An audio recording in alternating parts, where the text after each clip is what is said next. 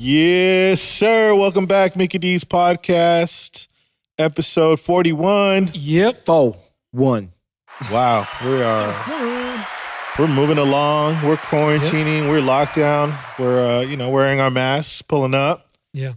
And man, just grateful to see another day, right, fellas? Amen, brother. Amen. Grateful to see another healthy day.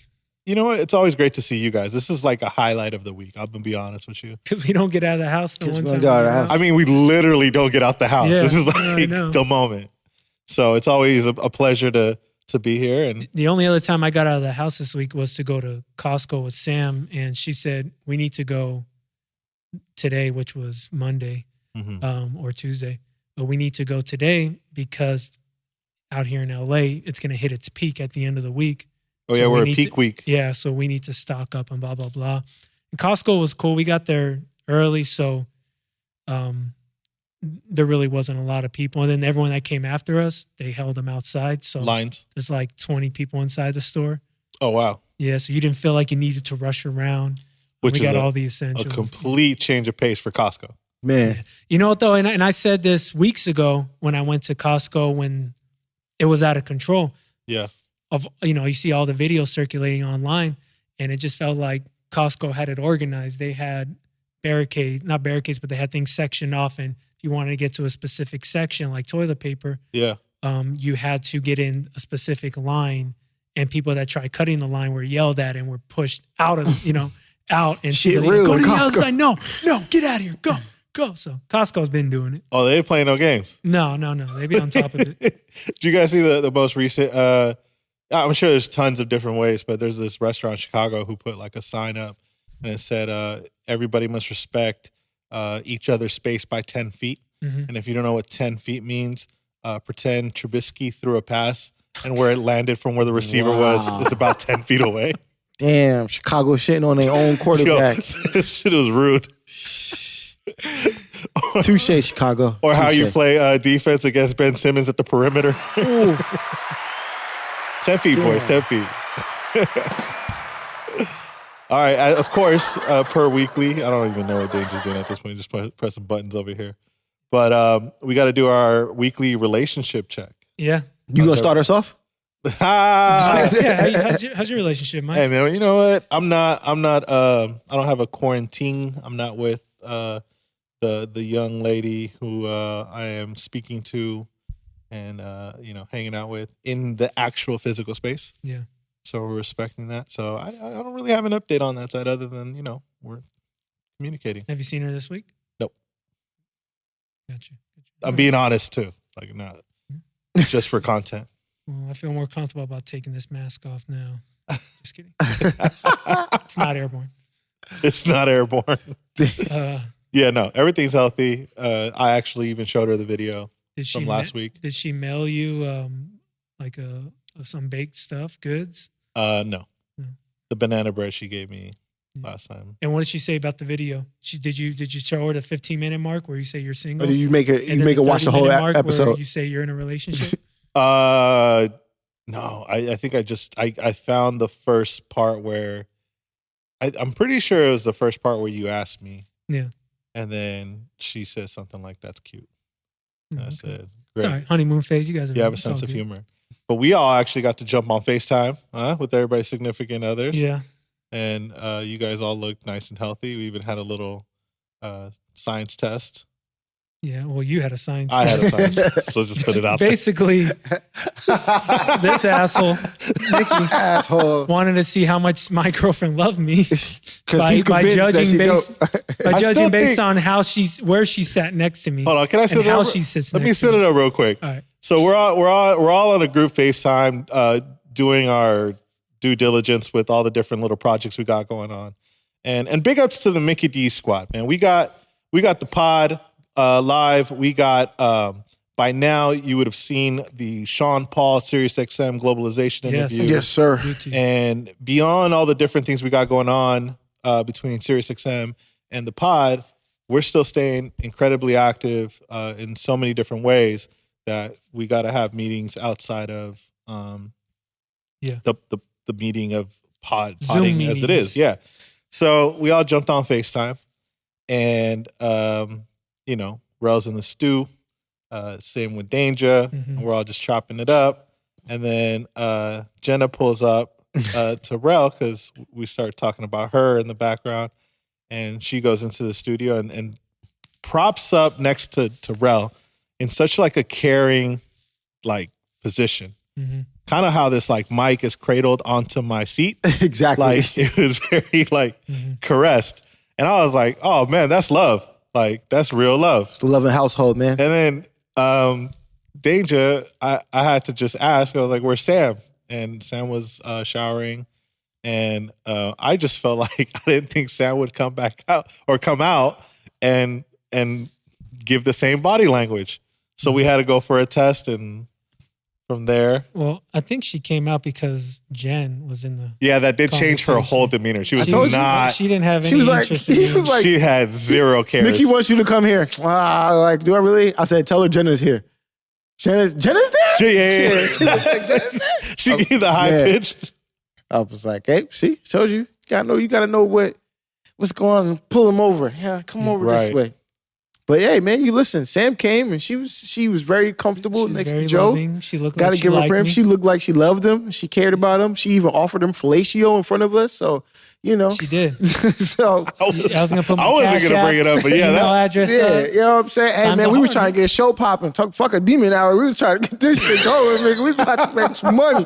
Listen, you let Sam know. When she really ready to get this money, I got ideas. Okay. You got ideas for my girlfriend? Rell, hey, you gonna benefit from this, brother. Torey. Yeah, you gonna benefit from this, brother. Come on. So, if for those that don't know, Tory Lane, he just got his Instagram back. Yo, right? you guys' Instagram back is going crazy. But was it PG-13? No, it was not. Oh, today? No, it was They not. gonna pull him again.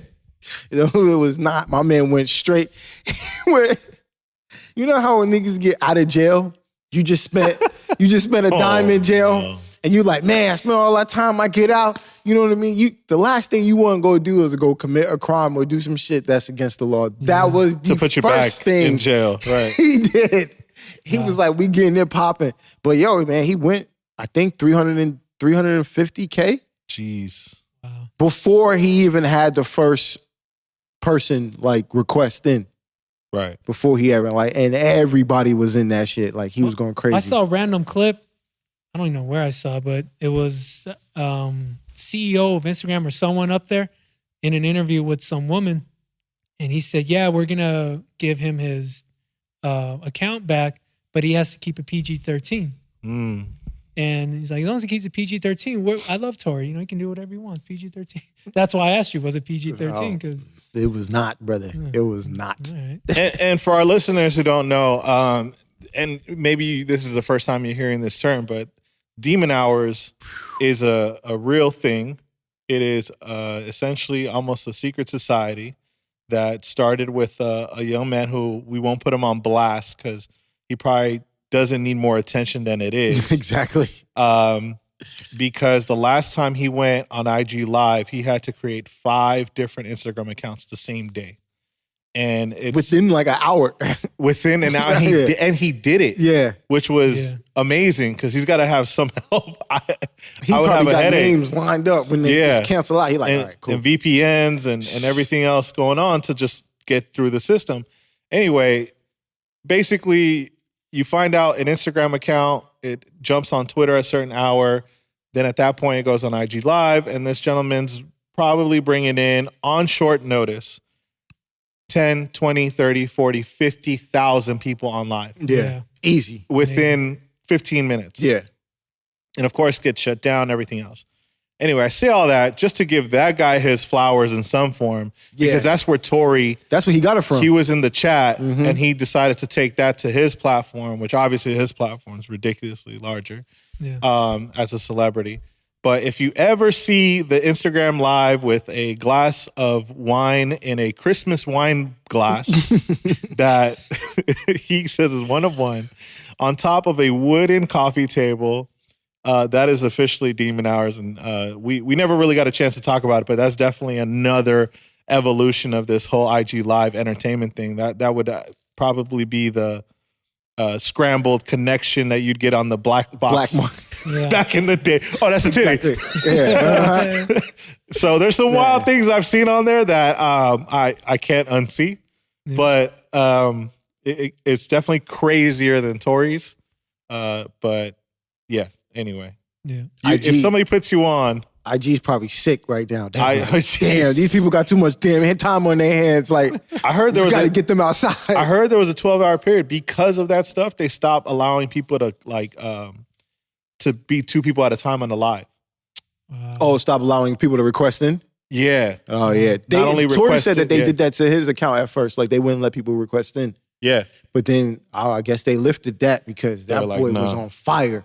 Well, because if you really think about it, like, yeah, it's against their policy and it shouldn't be what's going on and it's theoretically terrible, but it's got to be great for their business. Yeah. Oh, yeah. You know what I mean? Easy. Like, especially when you're pulling the numbers like they've been doing, Demon Hour, like you said, up to I think the last time we was in there, he was close to 75 or something like that. But, you know, you got Tory Lanez bringing 350,000. Probably people who, like, I don't even want to think about being on Instagram are actually on Instagram because of that. Yeah. You know what I'm saying? So it's just, I mean, yeah, it's not the image that you envision to have, but it's bringing you traffic to your platform. Yeah. So you would imagine, I'm like, they probably have a love-hate, you know, relation with it. Just kind of like, man. Bro, when I see The Weeknd and KD and like Rihanna, like in these little demon chats, like I'm like, what is going on in this world? And not everyone's comment goes through, right? It's only like the elite. Typically it's the elite, but it seems like there's so many comments going in. Because like I even tested it myself where I got on one of the producer battles and I got on the Mag Park account on the computer, and then I got on my personal, and like I would never see either comment like pop up on where I was watching it. So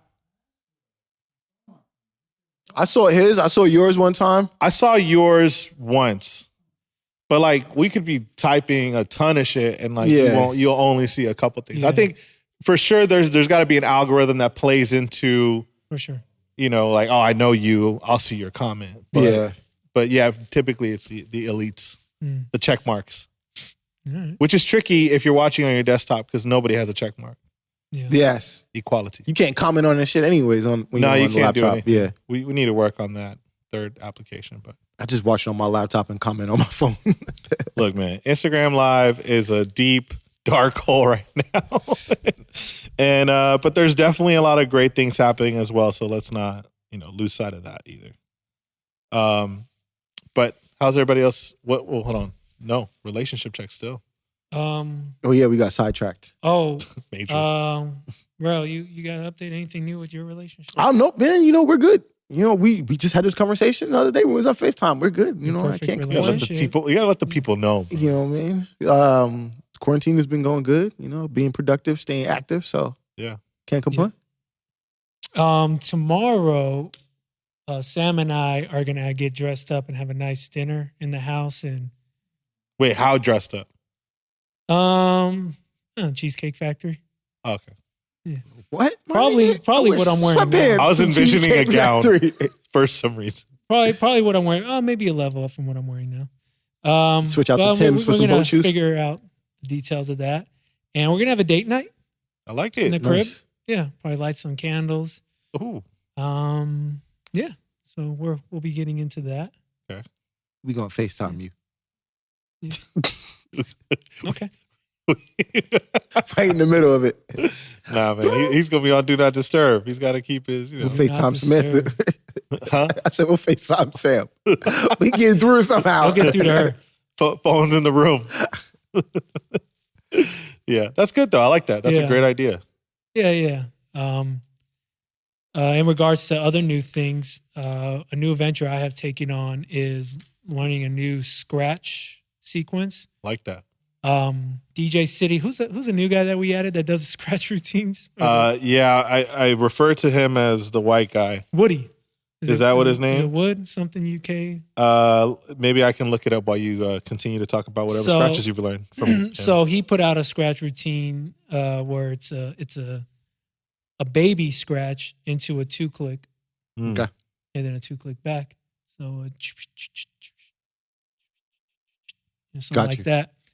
So and like I know how to do obviously I know how to do the baby, and I can do a 2-click. I'm pretty sure I can do it at just about any speed, but the muscle memory is the trick. Yeah, So getting that my mind control down, getting the control, and I know if I just keep doing it and to different tempos, it'll eventually click and register. It'll all glue together. Right now, it's kind of scattered. Mm-hmm. But another thing I started doing while I'm listening to these DJs go live is I'm scratching to their live sets. So who was live? Scene, Crespo. Off the top, I should have wrote these names down, but Fashion. I was scratching whatever these guys were doing, and they were all doing different stuff. So yeah, I was hitting different tempos with that, and I kind of killed 2 birds with 1 stone. Support the homie, work on the cuts. Dope. DJ ND, starting from scratch. Yeah, or from that's scratch. what it is. That's right. Is the theme and the I guess the series name. So keep an eye out for that. DJcity always on top of their great content. DJ ND, shout outs to you. Not just the white guy I know that does the scratching. That's sick. Definitely something I should try out. Well, any new adventures? Nope, just same. I'm always cutting, so. Yeah, you put out a scratch, R&B scratch. Put on something that was cutting over the Bryson Tiller Don't track. Yeah, just cut. Just messing around. Mm-hmm. Like you said, I'm just trying to sharpen up on tempos that I always known I've been sorry at. The 4 days like that 68-ish to about 85.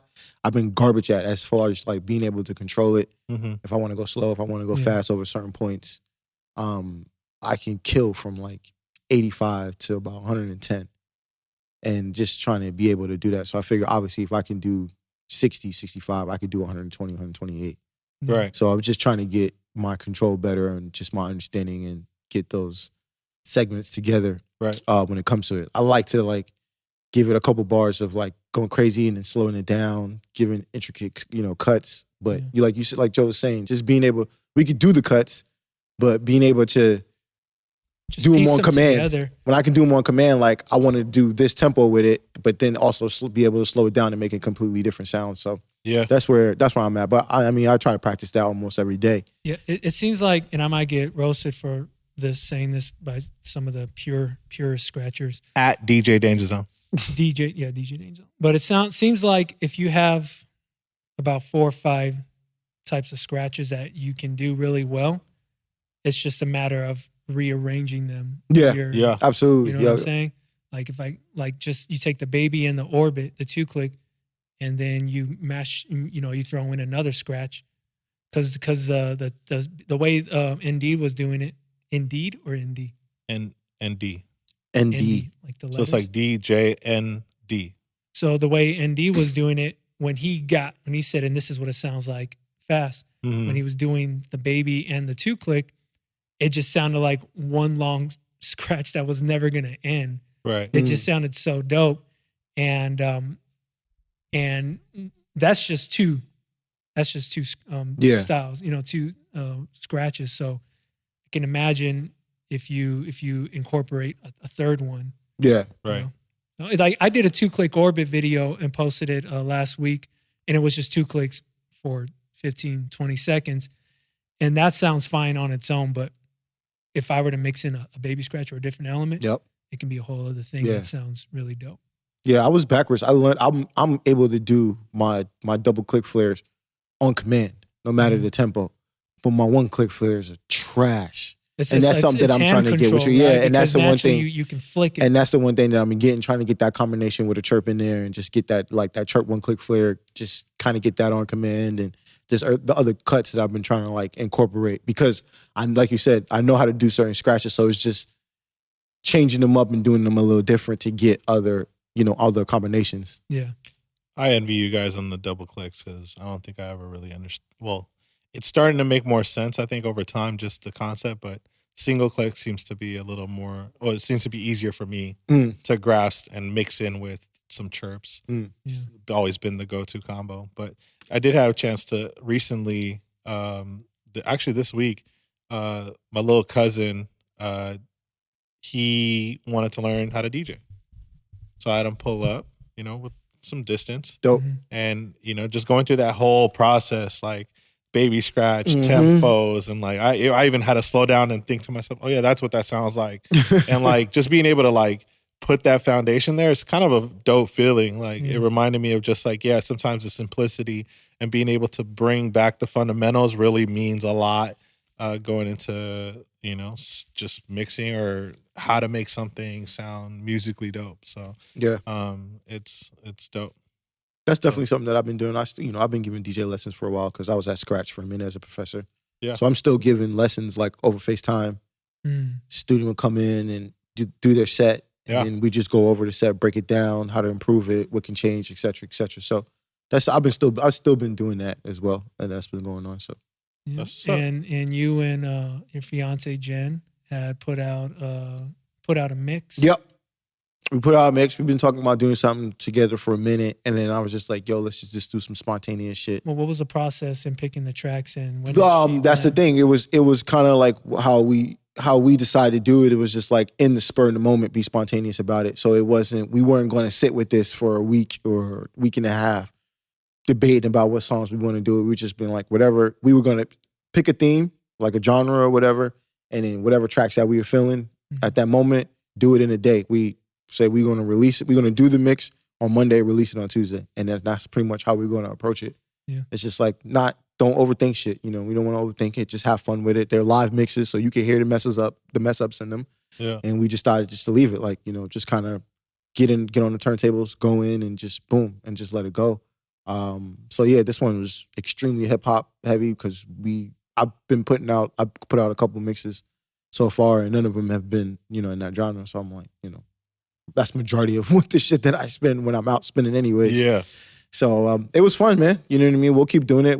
I'm going to say we are going to do it weekly, probably for the next 4 weeks. Yeah. Do something different genre, different theme or something like that. And keep it going and, see how we feel. So our goal is to do it for the next 3 weeks. Yeah. So get like, a month long of just volumes and then we'll see how we feel after that. We want to continue going, take a break, whatever the case is. So it's dope. We've been getting a lot of good feedback about it from it. What's up? Everybody's. And you got the Double Down mix up and out? Yeah. Shout out to those guys, Double Down, because Danger did his mix. He did his all 80s mix. And right when you released yours, Jason had hit Miki and I up and said, you guys down to do a mix? And I was like, absolutely. And then he was just like, sky's the limit, guys. You guys can do anything. There's no restrictions, no nothing. So that in itself was overwhelming because I was like, fuck, what do I do? So I wanted to hear a couple of the DJs that have already done them and just kind of see the direction that they went in. Yeah. Right. And just tried to keep it fun, but not something that somebody else did. And, so I was just like, all right, I'm going to play some shit that, I like to play whenever I do get the chance to play. And it turned out to be a cool little funky mix. Yeah. He got Morgan Page to do one. Yep. And I know he's got some other big names that I don't want to mention them because I don't know when they're going to submit. Yeah, he told me the names that he's got coming up, which is crazy. Did you get a date? No, I haven't given him a mix. Well, for one, I haven't given him a mix. I'll talk about that in the next segment, but it took me a second to figure out. I think that part where it's just like when it's like a wide open range and where you want to go with it. Where do I want to go with this? I have so many different things I like, and it's so funny because I got like 3 or 4 concepts that like I've put together the foundation for. Yeah. But just haven't like settled in on fine tuning some of the things and but I want to give you your flowers before we get into a different tangent. Like that was a really dope mix. Oh, I appreciate it. Yeah, was there like a Fela Kuti song in there? Or which one? I think there was a Fela. Maybe I'm tripping, but it had that vibe with that just like funky, like tribal, kind of like up-tempo record. I don't know. I forgot. It was probably some K-Tronada or shit. Maybe. Yeah. Yeah, because it reminds me of these. It reminded me of it's that nostalgic like sound that I was like, oh man, I remember those days. And like, there was these like 4 records vinyl that I just cherished because I had them. There were these like white sleeves, and it was by Fella Kuti or Kuti. I don't know what the proper pronunciation is, but I recorded them and I have them in my thing. But I was almost like, damn, like maybe that's where I want to go with it because it's got this cool little funky vibe. But yeah, it's hard to just level down. Shout out to Danger too, who, you know, He his did an 80s hour, mix. all 80s, bro. Yeah. Straight like 80s. And it's hard for me to get deep into 80s stuff sometimes because it's like That's not what I'm saying. that Like white. But I felt like, yeah, but there.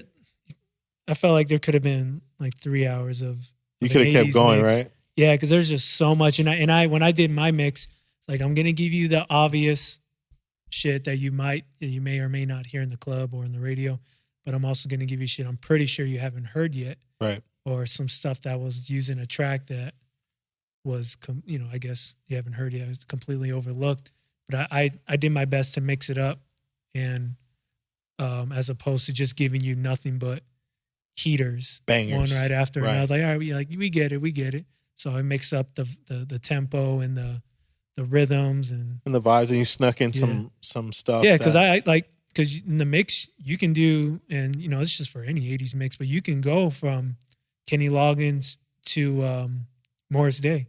Yeah. Like, you know what I mean? Like those are 2 different sounds and bands and groups or, artists, but it's 80s. Right. And I was talking to Zach about this and Jason. I said, the dope thing about the 80s was that whole decade, they were trying to figure out what their sound was and who they were, to me at least. And I remember in the 90s, a lot of people saying the 80s was garbage. Like the 80s sucked. Yeah. A lot of weird and random looks and sounds. People confused, trying to just figure out who they are. Yeah. God forbid they saw the 20s. Compared to the 70s and 60s. Yeah, because right? the 70s, you coming off a huge wave of disco. Disco was Right. huge in the 70s. So Yeah. you coming from that, and you, like Joe was saying, you're just trying to figure it out. Right. And funk was big. Yeah. So you got that, but then as I look back, it's like, the 80s were really dope because you had so many different things. You had so many different sounds. And then when you got a couple different worlds that come together for one song, and that's normal now. But back then, that I would have loved to been old enough to remember, like, oh shit, those 2 bands worked together, or those like Elton John writing for Guns N' Roses, one of their biggest hits, Yeah. is mind blowing looking back. Or I can imagine at that time was mind blowing, but now it's like, oh yeah, didn't they tour together? You would think, Yeah. but That's great. 80s were cool. Yeah. And you got a new remix out. Yeah. Jay Sean's Down. It's on DJcity. Feedback's been good. Why did Sean the song Down by Jay Sean? Right now, I'm just looking for songs that girls will sing along to in a club. Got you. So when that bridge and chorus comes in, it was like a big sing along moment in the club. So I imagine after the intro or after the verse, the beat falls off and it's just a pad and you got him singing. Yeah. To me, that's a big sing along moment. Were you playing the original out often when you were spinning out about? Recently? Let's say in the last year. No, I would say leading up to before the whole COVID thing, I was starting to play it again. Got you. And I was playing a few other songs from that era again because I'm realizing those 10 years later, those people are in the club now. Mm-hmm. Are still out or they're spending bigger money. Yeah. So they're, it's just like the next wave of people, you know, like back in 2009, we were playing stuff from 10 years ago or 15 years, even some of the 80s stuff, and it worked. Yeah. So I think just this wave of people that are shift. going out now, that's old school to them. We talked about this. That's old school to them. Yeah. And it's just them, sing along moment and good vibes. Yeah. It was definitely a song that I forgot about. And I was like, Jay Sean's Down. I haven't heard that shit in a minute. And that's why I was curious why you went with that song. Yeah, all the remixes I'm gonna do that are old school. They're gonna be just sing From that along era. moments. Not even necessarily like the hottest tracks, but just sing along. Yeah. Some that give the DJ another, just have another song that has energy in it, so they can get the crowd to, just get on their vibe and sing along. I could see that being a successful approach to putting stuff out in a way where, if the new, there's probably going to be 10 new edits of Tootsie Slide by next, if not already. Yeah. Right. I'm already tired of that song. And we're probably going to be like, well, you're probably going to stick to the original. Yeah. If I were to play it out, right? Yeah. Or whatever top one max, I feel like 2 versions of it that come out. Yeah. And then at that point, if you're between 6 and 10, or I'm sorry, 3 and 10, then you're never going to make it into somebody's Serato, right? Unless you're the homie. So when your approach, putting out a record that was a solid record in its time, seems like, oh yeah, I should just get this just in case. I should have this just in case. My only problem was we didn't get it. Yo, I put it in the chat. you ain't putting no song After in the you chat. said something, I slid it in the chat room. After we were on Zoom. Check my phone. He's going to check his Check the receipts. man. Well, we got to ask for it. And we're tired of asking for Yeah, the man, I remixes. shouldn't have to ask we for should this have shit. these exclusives. My Damn bad. it. You guys should have been the first ones. You goddamn right. Yeah, maybe it would have inspired a mix or the double down mix. I wanted it because I got to do I have to do turn in the mix soon. So I was like, oh, I'll put it in my mix. Oh yeah, we got For globalization. Yeah. Who's up next? Yeah. We'll talk about Oh, DangerZone and E-Rock. DangerZone and E-Rock. Yep. That's I right. got it in that mix for sure. Shout out to E-Rock. Yeah, shout out to E-Rock, man. He gave us a great mix.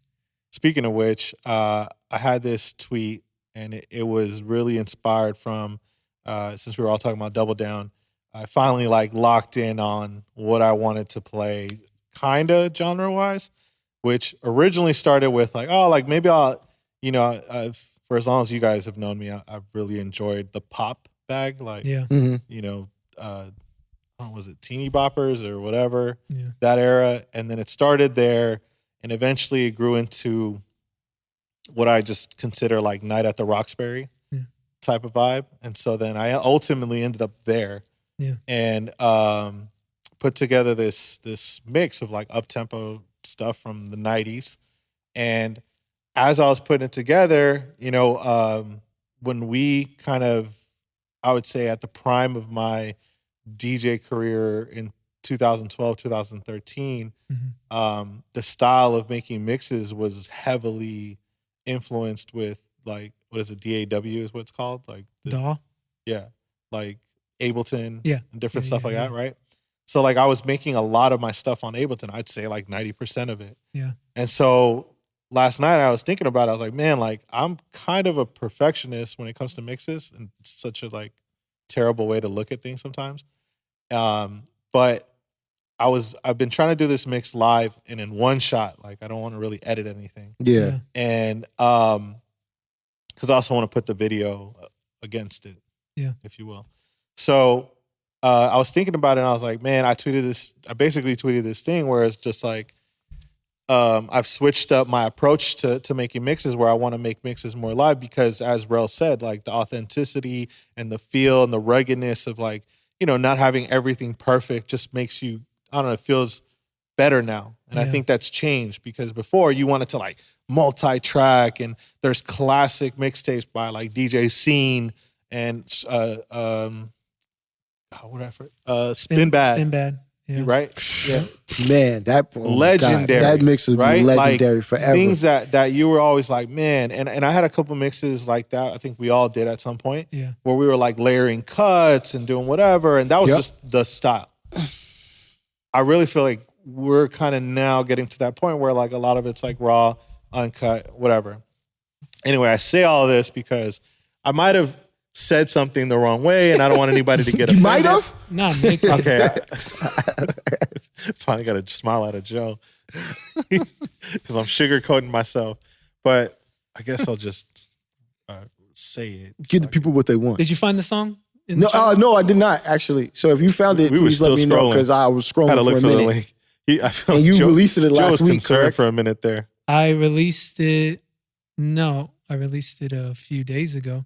So what I'm saying is when you posted it up and you were talking about it, it was beginning of the week, right? End of last week, beginning of this week. Yeah. Yeah, I was in last month Huh, conversation. it's not I in didn't here see either. no. Oh, I didn't see no. Yeah, I song didn't in feel like there. you had sent it either. Yeah. You know, so All right. Mm-hmm. anyway, enough. still waiting. I can't believe you just lied like You know that. what? I'll just get it on DJcity.com. That's what I'll You do. really just lied. I put it in the chat. All right. You gonna hang your hat on that one? Yo, You I'm really holding went on for to it. So this is what I tweeted earlier or yesterday or last night in the morning. I used to make 90% of my mixes in Ableton, and now it's the other way around, meaning I'm making 90% live, for those that didn't take that. And now it's the other way around, really enjoying the live part. But damn, when you're a perfectionist, it can be a process. I wish I cared less, like some DJs I've heard recently on the mixes they've put out. Crying faces, I still think they're good. So I don't want anybody to take offense. I wasn't singling anybody out. I got tweets like I was. I wasn't. But I have heard some mixes where, like, you know, some things are rough. And like, I personally, and I'm just being honest, like, I don't know if I would let that slide under my name, you know? Hold on. Read it again. I want to fix something here.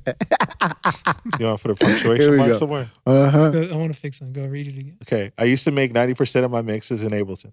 Okay. Let's speak a little louder. Projection. And now it's the other way around. Period.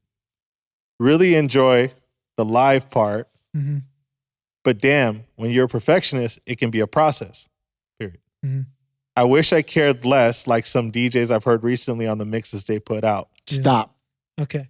Where you started, I wish I cared less like some DJs. You should have never said that. Exactly. That would have avoided anything that followed. You know what's so funny? Because I felt like you were trying to let people know, no offense, But I want to offend you. No, I wouldn't say I want to offend you, but you just put yourself in a position All right, to have someone react. Sure. So being honest, we have a podcast. And we're quarantined. We need to have some content. He wanted some content. He wanted to smoke. So All right, to be go. fair, we're an entertaining podcast. Yeah. And if we got to ask for some smoke, and I'm coming off of a Sassy Mickey title, I'm going to throw some sass. And asshole. I think we give you that crown. Ass is after the S in sass. Yeah, So you're right. I Can't spell guess sass I'm without living ass. to my brand. We're just going to emphasize on Sasshole. ass and sass.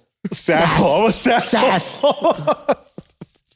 We can't make that the title. We'll never get away with it. But yeah, all right. So I threw some bait in the pond, and you know, some fish bit in a manner where they supported what I was trying to say. And that's why I felt like, I don't know, it was all contradictory. It's passive aggressive, right? So either way, I'm full of shit. Okay. But by me putting it, I'm admitting. We took responsibility. But at the end, I'm also disarming Joe if any comeback. But at the end, that's why I still think they're good, because ultimately, it is more, I feel like it is more important for song selection in the mix to outshine anything else. And I also want to clarify that I don't necessarily mean strictly technical, because it's not so much about messing up in a manner where, like, oh, the blend was off a bit, like, or, you know, I don't know this scratch, but I'm going to try it because in my head, I think I could do it.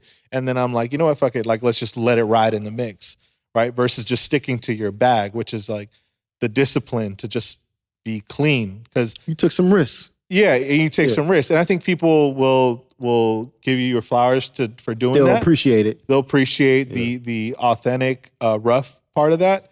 But also, I feel like, you know, this, again, on the technicality side, we can all hit the sync button, like, and we can all track out the songs, and we could all hold the blend. I'm not taking a shot at anybody that doesn't know how to blend two records, or whatever the case may be. But it's just more about like I constantly feel, as I've walked through this set, there's been parts where I've moved some things around. Like, I think these drums sound better with this. I think this record sounds better behind this. Oh, snap. I didn't even know this song, because I never heard the second verse, has this bridge where they say, show me my love, and I want to play Show Me Love or whatever. Like, there's just different things that I'm literally playing the same records I used to play way back when, but I'm hearing them differently. And now I'm like, oh, I want to rearrange it, even though it's the same genre or different keys or whatever. Yeah. So that's where, like, sometimes it just feels like some things are just put together and you just show up in your laptop, and there's nothing wrong with it. You know, people will support people, and they're not having the same trained ear like we have. Yeah. And I think also what I've realized is we come from a background where we've always held each other accountable. Yeah. And that's part of my rebuttal. Like, maybe not in our best of times, but like, or even unwarranted. And I think we've all grown up and to how we can communicate to each other. But like, I'll never walk up to you and be like, oh, you made a trash remix. Like, I would say, oh, maybe I would try to give constructive criticism if you asked for it. Yeah. Right. But I would never just bash to bash. Yeah. Like, it's more about coming up in the era where it's like, how could I have done this better? Oh, maybe this would have been a better mix point, or, you know, constantly trying to find ways to improve. And I think sometimes that gets lost in the sauce of everything. But yeah, I think for those that are making mixes, that I think it's dope when you sound human and something's a little off.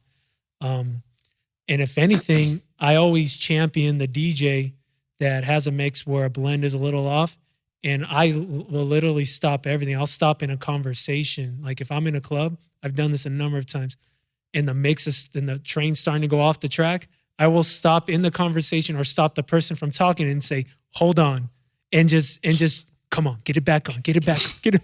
And like, I'll champion and root for you. I'll cheer for them to get it back on. Yeah. That's what happened with AM at Banana Split. Yeah. He butchered this get down low, ludicrous routine. And I was like, wait, come on. And he eventually got it back on.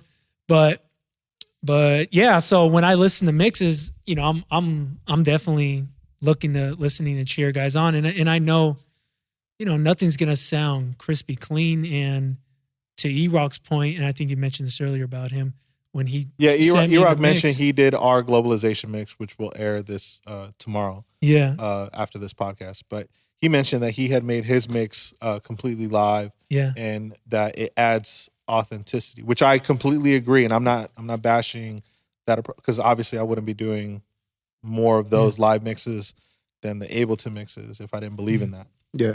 But yeah, to his point, that's exactly what he texted me. He's like, yo, I felt really good about this mix. I did it live, and it just felt authentic and real.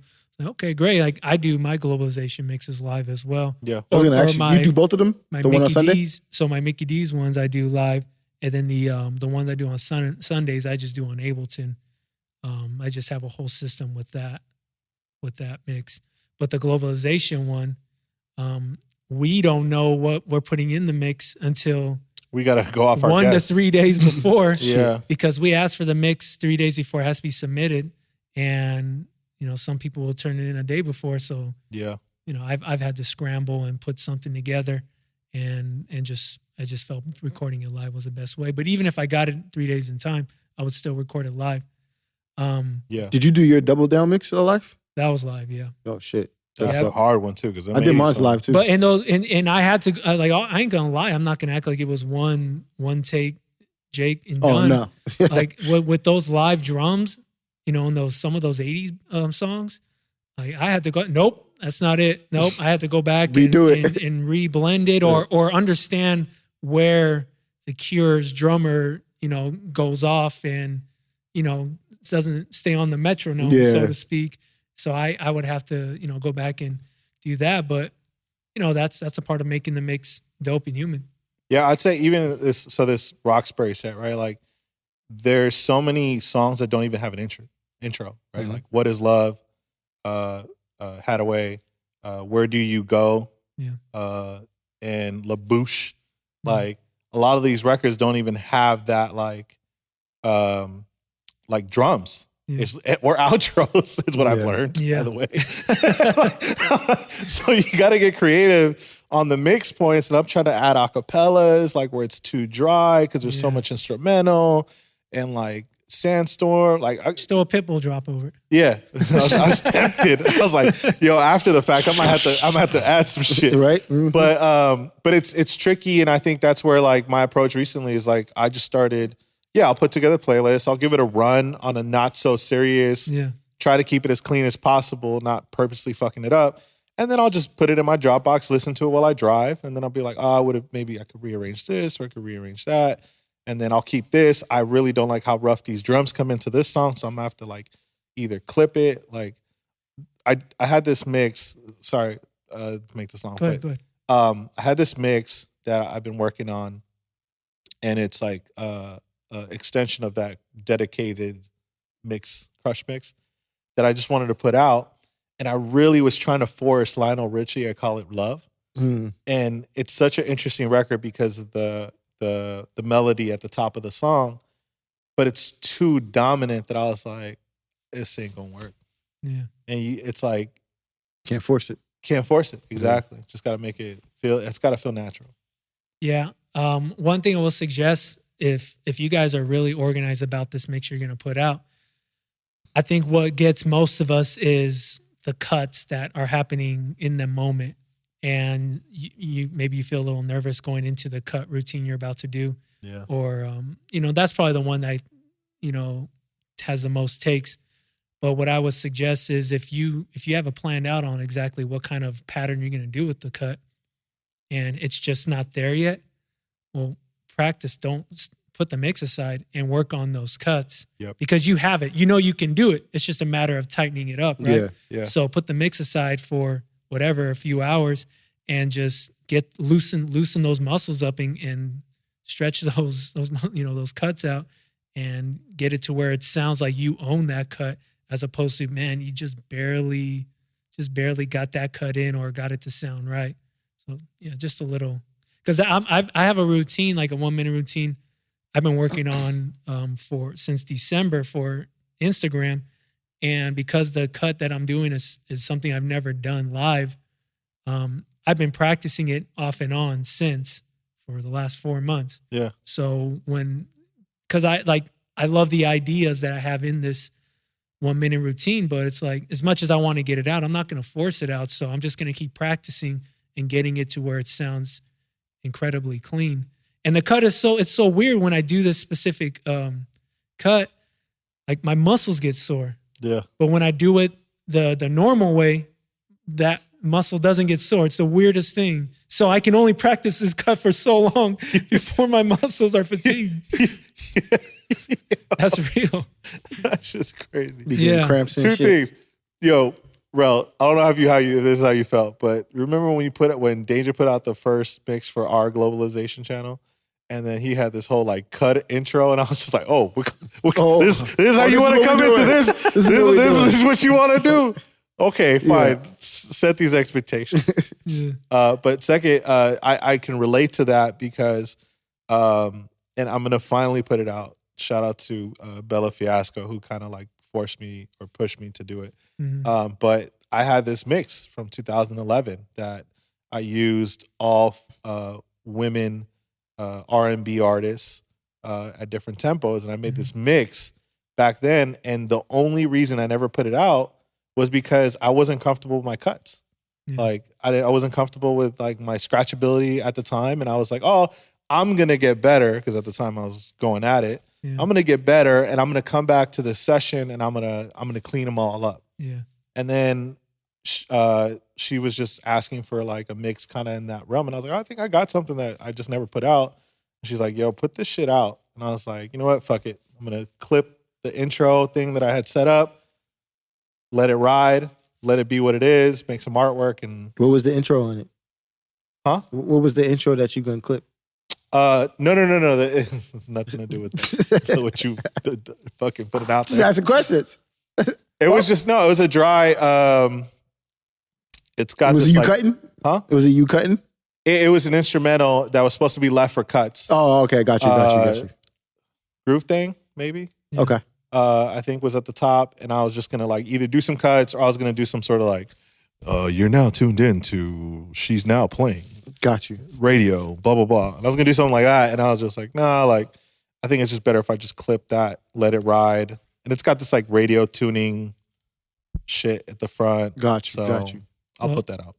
Before we move on, I just want to say that if your guys, because we said this before, if anything you do sounds average or below average, man, just put that shit out, like, because that's Facts. who you are. And if you're not putting out, it's because you're allowing someone else to control, or it's a group of people to control. Like if someone's gonna tune out of your mix or not listen to your mix because your cuts are wild pedestrian or below, then fuck them. You know, That's because fine. you're not, the mix isn't, you know, it's about your selection. It's about representing an idea. Yeah. So I wouldn't get, for those, you know, that are with all the time we have, for those that are still skeptical of putting out a mix, I wouldn't get so much in your head about it.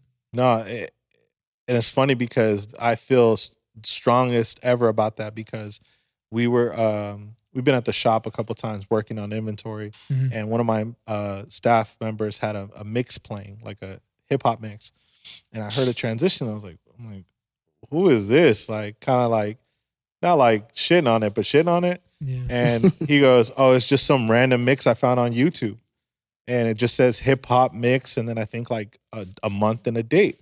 And then I'm like, "Huh." I'm like, "Yeah, I'll put something on." He goes, "Yeah." He's like, "I don't know. I just put it on because it's got 1.2 million views." I was like, "All right, I'm gonna start making shit." Yeah. Sidebar or side note, make sure your blends are on at least. No, yeah. This I one, mean, I understand they're going to be a little off and you get it back on track, but like if they're they sound like shoes in a dryer, fix that shit. Train wreck. and sometimes not even, for that one specifically, it was just a mix point. Like it was out of a verse, which to us is like, you know, it's against the law. And so it's against our law that we were taught. And it's just because of the way we were taught. Yeah. And so, you know, not everybody, you know, feels that way, and not everybody would care sometimes. You know what though? Because you said that, I've done that before. I've gone out of a verse with like 4 bars into, 4-bar intro into the next song. But it's out of a verse that I feel that people would know, or it's just the energy of that track ending in the verse and the energy of the track coming in, like R.I.P. when 2 Chainz drops, when 2 Chainz raps. I've gone out of that verse into the next song. Yeah. And I feel I remember the first time I heard that was years ago. And I thought, oh, that's interesting. I've never heard that, but the energy was right. Like it made sense why he did that. It didn't sound abrupt. It didn't sound like the people are missing out on the best part of the song. It was just a good point to get it to move on. Because sometimes it's like, all right, I get it. This chorus, it's washed. Yeah. So instead of getting into that washed chorus, you're out of that verse into something with equal energy, equal or more energy. So I can get, and I'm not saying like that, that you're wrong for judging that guy, but you got structure. I can understand it if it's done properly. Anything can be understandable if done properly. Yeah, I mean, if it sounds like you're cutting the guy off from being able to speak what he wants to say, like on the verse, like that sounds off. If you're cutting out Move Bitch when it says lights out and you play all of the lights, like obviously like energies are matched and it speaks to each other, and it's not necessarily a chorus to transition, but there's definitely creative ways to utilize verses. And I think I've seen some pretty dope inspirational mixes too that like speak to each other and their vocals. So yeah. Shit, I'll go. There's some songs where I'll go where it's 1 bar, and I'll get out of it into the next song. Like 2 Chainz again. She got a big booty, so I call her Big Booty, into pop that. Or something like that. Like that's not something that's taught and that's encouraged, but to me, it makes sense and it's a good talking point. Don't stop talking on the mic, especially on that part, because I can kill the volume. She got a big booty, so boom, kill the volume. So I call it Big Booty, into pop that. I think there are opportunities out there to do that if you're looking for them. I don't know if why you'd be looking for them, but it could make it sound different and interesting in a good way. Yeah, for sure. Yeah. There's always creative ways, man. There's just, there's just some stuff that our ears were trained for, and Yeah. it's hard to let go. And if there's one thing I've learned is don't be shy. Just let it ride out. You might get some feedback, but do you, boo-boo. And sometimes you got to do it in a club just to hear, because I've tested stuff out in the club and be like, nope, won't do that again. That ain't it. But with everything else kind of going on, we had a fun little game. Yeah, Oh, 48 man. hours now. Huh? 48 hours? It's been 48 It's hours been since 48 it's been hours. out, Are we right? still getting responses? I'm still reposting them fucking things, bro. Yo, so shout out to the fellas here. We came up with a little idea, and I had tested a theory on the Mag Park Instagram page.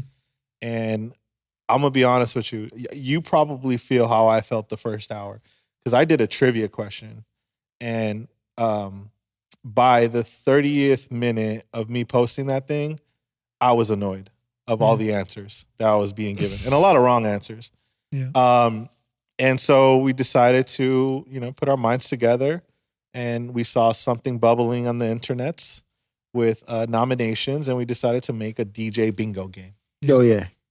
And big ups to the fellas here. They provided all of the spots, if you will, of the bingo game. And we got quite the response. Man, did we? Yeah, I wrote some things that stuck out to me. I wrote some notes down on that. Awesome. First off, just seeing them come in, every time I saw, even if I didn't know the guy, it just made me laugh. I don't know why. And if I knew the guy, I laughed even harder, because I put this to the guy's personality, or I put this, and not judging them like, oh, you took a pay cut. Like, it's like, it's fine. We've all been there, or it's even if you haven't been there, like whatever, it's fine. Right. But each box, someone said each box has a story that he checked off. Oh yeah. And I agree with that. Sophia Lynn, shout out to her. She put, when she did it for the look, she put the year, just so she was, for whatever reason, the way I took, so she put, did it for the look, checked it off, and put 2006. Just so, like, I don't know. Oh, the year. Because you got to understand that all the stuff that happened in this box wasn't recent. Right. These cats been DJing for a decade plus. And the way I took it was, just in case you're going to judge me, I'm going to tell you what year it was, just so you know how long ago. Yeah. Or maybe she just wanted to just be transparent. Say, yeah, it was this year. She shout out to Sophia again. She won 7 times in one card. Is that even possible? She got experience. Yeah, I counted. I also give her credit because she used a GIF to or GIF, if you whatever it's pronounced, to check off, literally as a check. Yeah. There's some really creative ways to fill this out. We kind of took it straightforward and just threw. Yeah, we just one emoji on there. Yeah, no, these guys were smart. Someone played the Be Faithful. Because that was one of the questions. Still plays Be Faithful. Oh, they put Be Faithful on the. He picked Be Faithful as his music for the post. Oh, it's great. And someone put winner chicken dinner. I saw that one. Yeah, I saw that one. Oh, they also did Gucci's bingo. Someone didn't check off the hooked up with a nightclub people that work in Nightlife, because they've had a girlfriend for so long. Right. So they left that one blank. I can imagine a lot of DJs did that. Yeah. But we know. I can imagine a lot of DJs did that. Dre Sinatra, he didn't get bingo, right? Oh no, I think he got bingo twice or something, but he was one away from getting bingo again. And I said, and the one he didn't check off that would have got him another bingo got into a fight in the club. And I told him, you were one fight away from having bingo, bro. That's all I wanted to. One guy said, everything I checked off happened in one night. Oh, yeah. I did see that. I was like, damn, yo. That's one hell of a night. So those are my notes. Shout out to Vinny Vibe. Yo, champion. The champion, bro. Oh my God. The man has the crown. It was amazing about it all is that the only one he doesn't check off is the Be Faithful one. I was like, he should have just played Be Faithful at the crib just to be like, yo, I'm playing it. Yeah. Man, but shout out to all the DJs that took the time to fill it out and participate. and tag us in and it. DJcity. DJcity posted it. Shout out to DJcity. They posted it. Yo, let's be transparent, man. So this idea that we cooked up, number one, we wanted to push it to DJcity, I think, in the back of our heads, but we just weren't sure if they'd pick it up. Yeah. And big ups to them and the marketing team over there for showing us love. And they did an amazing video. We need to start learning how to do something. Yeah. Should we say what's on the card? So just in case. Yeah. Let's just go through the card. And if you haven't seen the card, you can go get the blank sheet at MikiDz Show, MikiDz Show. Yes. Fill it out and tag your friends or quote unquote nominate. Tag us so we can repost it. No, tag us. Yes. So many DJs. One thing that I messed up here is I said go get the blank sheet. I didn't put on the sheet to tag us so that we can repost everything. So many DJs either tag us individually or so. I had so many people. I had to literally tell a lot of DJs to be like, "Yo, do it again and tag MikiDz Show so that we can repost it." So if you guys haven't done it and you're about to do it, tag MikiDz Show so we can repost it. Yeah, it's hard for us to track, but we got our insights up. Yeah, I got done screenshotting ones and posting them. I want my phone full of bingo cards. All right, so this is what's on the card. These are what's in the boxes. Played an explicit song at a kid's party. Should we go into stories for any? Nah, we're gonna be here all night, man. That'd be good. We're gonna be here all night. If there's a good one, there's a good one. Let's get through the card. Got carried out by security. Wait, hold on, real quick. At least let's give a yes or no. So, go ahead. First one. Played explicit songs at a kid's party. Yes. I'm assuming. Got carried out by security. No. Yes. Paid full price for a bottle. Yes. No. Yes. Shout out to me. I don't drink and I'm paying full price for a bottle. Wait, what'd you say? You said no? I said yeah. You did. I paid full price for a bottle? Yeah, it doesn't matter if you were a DJ or not. You did El Chingon. But it wasn't full price. It wasn't? No. Oh, God bless. Yeah, they gave me because I told them I was with you. They were like, "Oh yeah, so what's your car? What's your car?" It wasn't full price. Yeah. Oh, that was that bottle on my tab. I'm just kidding. Oh, tight. Yeah. Oh yeah. No. Yeah. I was. That's why I was surprised that I didn't. I was like, I'm trying to think. I definitely paid for one. I'm like, no, I never actually paid full price for one. Yeah. Wow. So yeah, that was the first part when I thought about it. I was like, oh yeah, because I was up that night. Made their own flyer for a gig. Yes. All the time. Yeah. Dedicated a mix to a crush. No. Yes. Yes. At least on this podcast. Yeah. Made out with someone in the DJ booth? No. Yes. I put yes. I just assumed. Have you seen me? I can't think of a time when I did. No?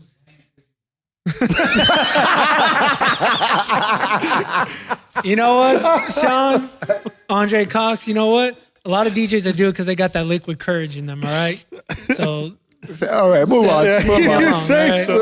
Move on. Slept with a staff member of a nightclub? Yes. Borrowed a login to a record pool? Yes. No. No, yeah. Blacked out before finishing a set? No. Yes. Got pulled mid-set? No. That's the same. I messed up. That's like the same thing, I think. What? Blacked out before finishing set. No, it's not. Mid-set. And that's where I think a lot of DJs got confused about that because everyone who kept saying they got pulled mid-set was like, oh, I got drunk, whatever. I think the idea was for us to know if you got pulled mid-set because you weren't it. Okay, yeah. So we messed up there because then the only reason I put yes on my revised version is because Andy War decided to remind me that the time that I didn't finish my set in Santa Barbara. Santa Barbara, yeah. That's me getting pulled. But there's one in there saying that you blacked out before the end of your set. Yeah, it was the one right before. Yeah, so that's what I'm saying. That I thought that question would eliminate you thinking that was yeah. But whatever. But I mean, that's on you. So you just uncheck a box. He came at me with technicalities. Yeah. That's your little brother. He's going to get you. Yeah, he will get you. Has traded gigs with another DJ? Yes. Haven't. No. Yes. And I will say that I checked off yes, but when I was a part of White Label, in order for me to get a booking, we had to trade with another guy. So it wasn't me doing it, but I was a part of the situation. Still keeping his pure. No, at the end of the day, you can say I traded, and that's why I checked off yes. Someone can make the argument that you did. I'm making the argument that I did. I'm not trying to defend and say no, I didn't. But I'm just saying. Okay, go. For those, that's a gig swap. Played a gig for free for the look. I'm sure I did. Yeah. Yep. Currently owed money from a gig. Yes. Absolutely. Had security salute or dap you after a set. Yep. Yes. Last month. Overslept their gig or flight. Yes. No. Flight. Wait. For another technicality, my brother Overslept wanted a to bring flight up. to a gig. Yes. That's what the meaning is. Not overslept a flight. Because Andy was coming from my head when because I've changed my flight the next day after a gig. Mhm. So he said that I missed my flight. And I was like, bro, if I ain't got somewhere to be, I'll I change didn't my miss it. flight. I purposely changed it because I didn't want to go. I put yes, but I guess technically I didn't miss it because we were taking a flight somewhere in Europe to another city, and I slept through from what time the PJ was supposed to leave. You PJ. missed the flight to the PJ? Small flex. But for whatever reason, the PJ was still there. So I was like 45 minutes late. So I made it. Oh, well, the flex on the PJ is you could be late. Yeah, but and I don't think they were waiting for me for whatever reason. They just didn't take off. So that would have been like $1,000 plus ticket to get out of that city too, wherever it was. That would have been Because there's only a few flights that go in and out. yeah, that would have been a bad situation. Messed up a blend and blamed it on someone else. Yes. Yes. Yeah. Absolutely. God. I blamed it on Andre Looking up before. to the sky, like, what was that? I looked at Andre, but like, come on, man. Yo, what's up with your equipment? Or the equipment, like, what the fuck? Get your shit together, man. Is this shit calibrated? I got called out on that in that moment, like by one of the party rock guys, like, why did DJs do that? I'm like, what are you talking about? It wasn't my fault. Currently still plays Be Faithful. Yes. No. Yeah. Every now I and then. don't. So let me stop you there. So a DJ called me out, or I don't want to say called me out, but said, you're lying. DJs are lying if they said that they've been, because one of the last square on there says you've been DJing before 2007. Yeah.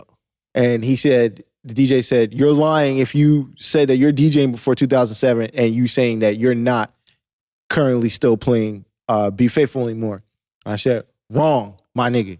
I said, because I've been DJing before 2007 and I haven't played Be Faithful in years. Yeah. I can't remember. Like, I purposely stopped trying to play it.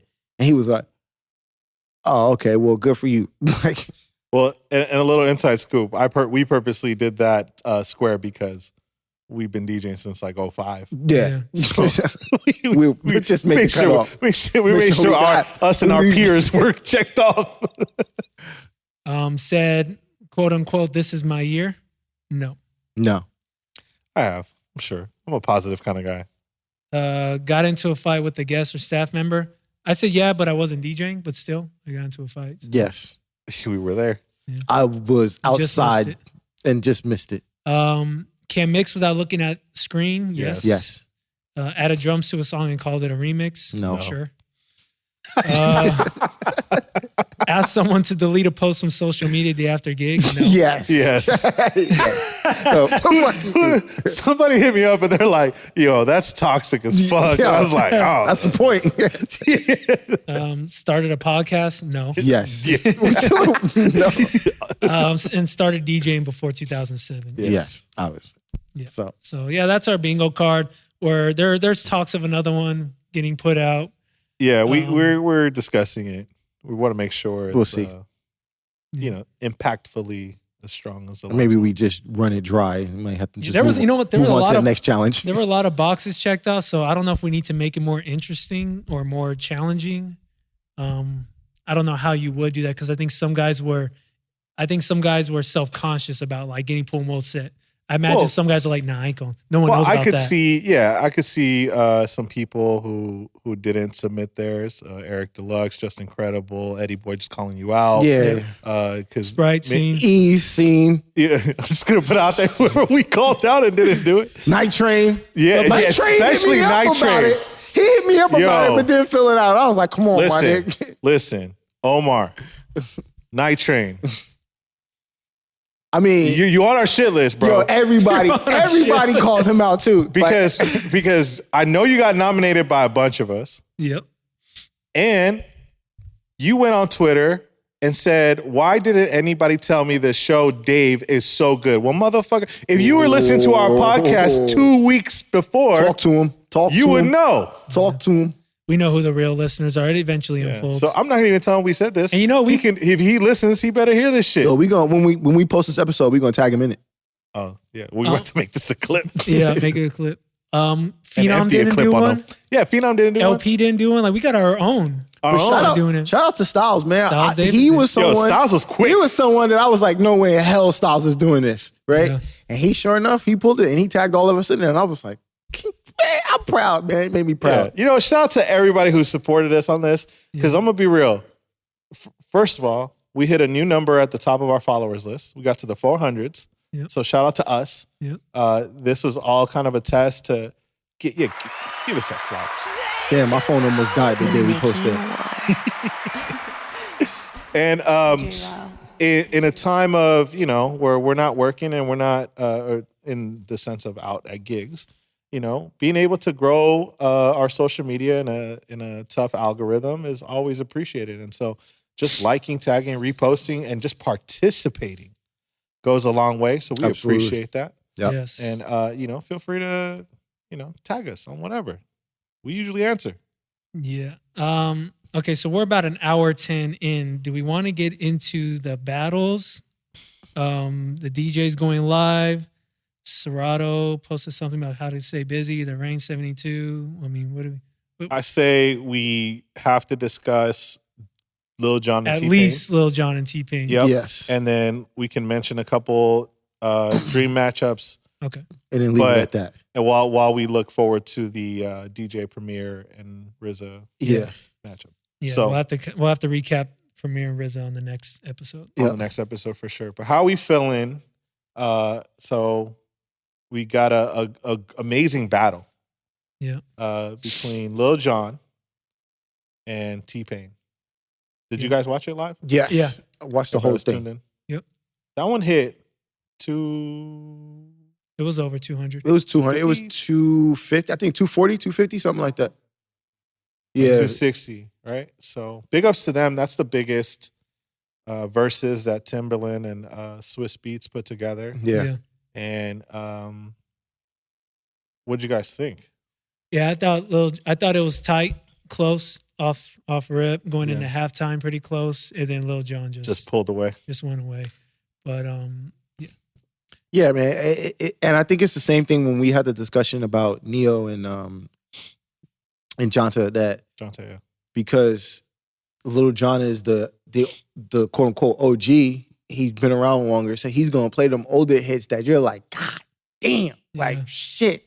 You know what I mean? And if you someone that obviously remembers like your high school days were that early 2000s era, that early 90s, late 90s, early 2000s era, you know Lil Jon shit. Yeah. And that's when I feel like, I don't want to say that was his peak, because he was up there and he stayed up there. He's been there. And he's been there. What surprised me is I didn't know that he produced that one dance hall track, which fucked me up. And I was like, oh shit, I had no idea that he did that. that was early in his career, right? Yeah, it was early because it was a track that came out in like 97, 98, I want to think. The dance 94, hall? that's right. You're right. It was 94. The dance hall record? The dance hall record, Oh, yeah. Capleton tour? Yes. Yeah. Yeah. That was the one that I walked away for a second and I was like, oh, no. Yeah. I was like, I didn't know he did that. I was the only track. I was like, wow. Like, and I think that was definitely like the curveball that I don't think anyone expected. And I was like, oh shit. Like, yo, I was like, man, John. And but he I had thought to explain it. He had to explain why that was so successful. Yeah. Because a lot of people didn't know it. I think the battle was dope. I think both of them had appreciation for one another. For sure. How They were entertaining. Yeah, they were entertaining as fuck. Entertaining. You know what I mean? T-Pain's funny. They structured it really well. Even, when their time limit was about to run up, they announced it. Let's stop here. Oh, Let's the hour restart it. time limit to go live. Yeah. They stopped it. So it wasn't like they were in the middle of playing a song and then all of a sudden they got cut off. Yep. They decided to cut it off and then come back so they can, restart the time. So the way they did it, I think it was dope. It was clean. There was a reason why they got the most, views out of everybody, man. It was dope. Yeah. Yeah. Looking forward to the next one, though. I'm not gonna lie. For John, they went off like right out the gate. T-Pain kind of took it to a level where we're like, whoa, where are we going? Blew your load kind of early there. Yeah, and then when John played, like in the first 3 songs, you're just like, it's like they were working backwards compared to the last battle, which was dope. Different approach. The gate, it was like haymakers. Yeah, for sure. But it was just a great battle, and I think their personalities what really shined the brightest between everything else. Like them just showing each other love, but also joking around. The gunshots from John, and then the versatility of the catalogs, and it's it was dope, definitely dope to watch. What'd you guys think of that new Usher, Ludacris, and Lil Jon track that he played? I don't know if you stayed on that long. I got. It was at the end. It was at the end. Yeah, he played. It was hard to hear it, all the way. But big ups to Chronic, DJ Chronic. Yeah, that's right. Chronic is on it. Yeah, and one of the Avila brothers. And that was funny when they shouted out one of the Avila brothers. I was like the Avila, like I want you Avila brothers, like because that record just holds a special that spot. That track is amazing, bro. So big ups to them. It seems like they got a dope song. He said they made that song 2 years ago. 2 years ago. That's crazy. Yeah, shout out to the president too, El Presidente Phenom. Yeah. He said, finally. Right. When I asked him, I was like, yo, Chronic's got a record with Usher, Luda, and John. He's like, finally. He's like, you made that shit from years ago. Lil Jon kept playing it over. The funniest part about that segment was Lil Jon kept starting the track over from the top, right? Oh my God. Right? And then Usher was in there, right? He goes, just play the song, nigga. Usher did? I fell out when I saw that shit. I was like, oh, man. Yeah, but yeah. Even T-Pain was kind of losing his shit. Then when John told him, he's like, man, if you knew what the fuck I had to say to Usher, let me play this shit right now. Man. I'm gonna savor it. Damn it. But yeah, man, shout out to those guys, man. That was a dope. But who's next? Who we got next? Well, it looks like this Saturday. Is it Saturday? RZA and Primo. Yep. RZA and DJ Premier. How do you guys feel about the matchup? Is that what you would have liked to see? I like it. You like it? I like it. I like it. I'm not mad at it. I think there could have been another another producer to match up with Primo. But go ahead, Joe. No, I was just gonna say I'm a big Primo fan, but I think RZA will edge him out. I think a lot of people are not, and this just could be my ignorance, or I think a lot of people are not aware of a lot of stuff that RZA has done. Mm-hmm. So everyone is like, I've been seeing everyone's like, yo, Premier got it already. He got the W. He got the W. He got the W. A lot of people are leaning. And then a lot of people are like, RZA's the underdog. And I'm just like, man, Wu-Tang shit itself is going to hold a lot of weight in that battle. But what's going to be the biggest song RZA drops? I'm thinking Triumph. Or at least one of the biggest. One of the biggest, yeah. I don't know. It's a good question. That's what I'm curious to see. I just think, you can say all those tracks are fire, but the one that had the most success, off the top, again, purists will kill me, but I think Triumph had the most success in that hip hop world. And to your point, I don't know what else. There might be some shit I didn't know he worked on. Yeah. Oh, he did the Dark Fantasy joint too, right? Oh yeah, he did. I think that'll be up there too. Not first song on the album, right? Yeah, with Nicki. When Nicki's on it, yeah. Yeah, that'll be up there. Yeah, so I'm curious how that's gonna go. Obviously by the time this airs, we will have seen it already, so that'll be dope. What about some of battles that you guys would like to see? I made a list. I'll quickly go through them. Now this is just pop, hip hop, like whatever, just top 40 shit, whatever. Sierra and Ariana. So it's artists, okay. Artists, yeah. Sierra and Ariana versus Ariana Grande. Really? Yeah. Ariana Grande's gonna bury her, bro. Think so? Yeah. All right. Jeremiah versus Trey Songz. That might be fun. Yeah. But Sierra's got a bigger catalog. That's what I'm saying. It goes back to what we were saying before. But what I'm saying, if you're at that point, you got to think about the songs that went pop, like you said, like the hits, right? Yeah. Ariana Grande had this much time for her shit. Her shit reached the plateau, reach levels that Ciara hasn't seen, even with her shit being out for so long. Right, but I would argue 1-2 step. She can have more hits, but again, that just becomes a little longevity because she's been out in the scene. But I just think the little bit of hits that Ariana had hit higher than some of Ciara's hits. But go on. We could be here all day talking about that. Bruno versus Chris Brown. Pitbull versus Black Eyed Peas. Big Sean versus YG. Fab versus Fat Joe. Wouldn't mind seeing Bruno versus Nelly. Fab versus Fat Joe. Yeah. I bet Fat Joe's got some sleepers. He's got some radio I'm sleepers. sure he do, but I think Fab got him. But continue. Bruno versus Nelly. Jason Derulo versus Flo Rida. Mary J versus Beyonce. Queen versus Queen.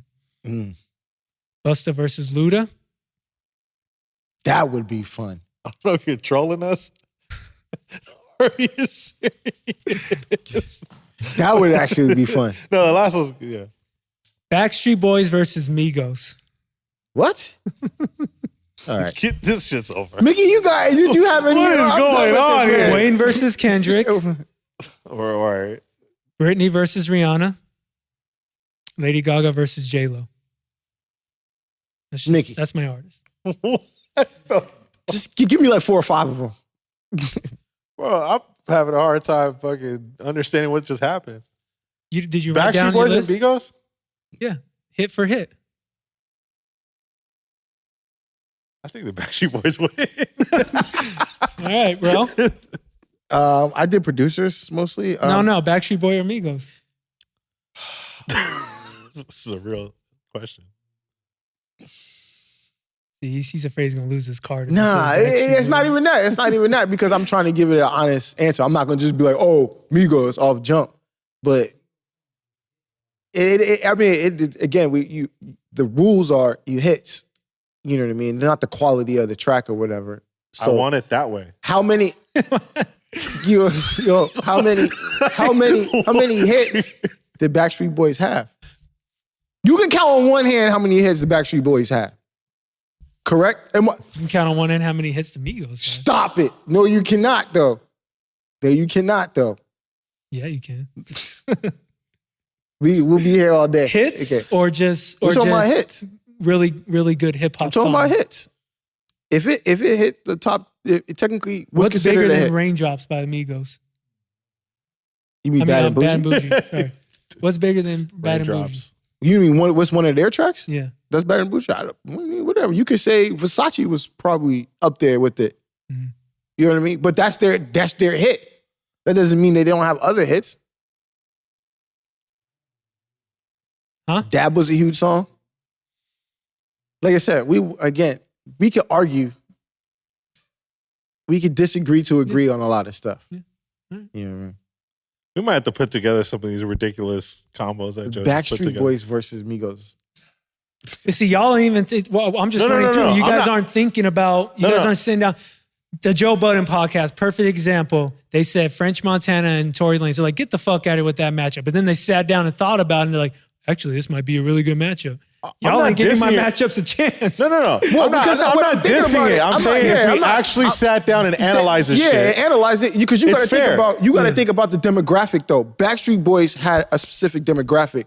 Migos has a specific demographic. They're not in the same graphic, so it's hard to say whose hit is worth more than the other. Like, you know what I'm saying? It's granted, the Backstreet Boys, you know, their demographic, they got a pull of the black community a little bit. There's a couple of, you know, black people out there that'll dance to some Backstreet Boys. Yeah.